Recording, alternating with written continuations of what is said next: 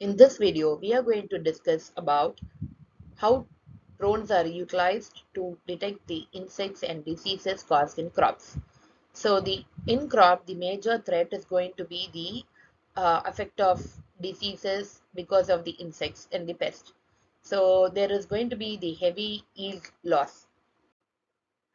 The detection can be done easily based on the change in color of the leaves or stem, appearance of spots on the leaves like this, uh, and the it actually requires the how much the parts of the crops are notified and observed. It is based on the same. So according to the survey, the major losses is actually due to the insect damage and the diseases, and it is due to the pest microbial diseases, and it gets affected because of fungi and weeds.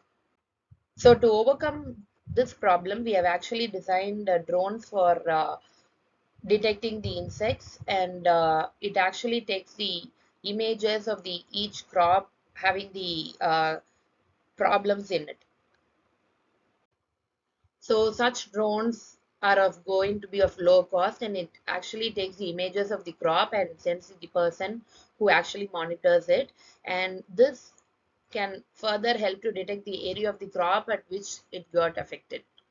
So when drones are used for this purpose, it actually saves the cost, and it is automated, and it is easy to access. The technology used here is going to be the Internet of Things, as it is going to fetch the images and send to the smartphones, and the first is done by the basic remote control, and next we have followed by the hardware and software. As I told you, it has to have the controllers and the motor sensors for detecting the colors, whether it is going to be green or brown or anything like that, and then for capturing the images we require the camera, and the backside also we have the software running behind it.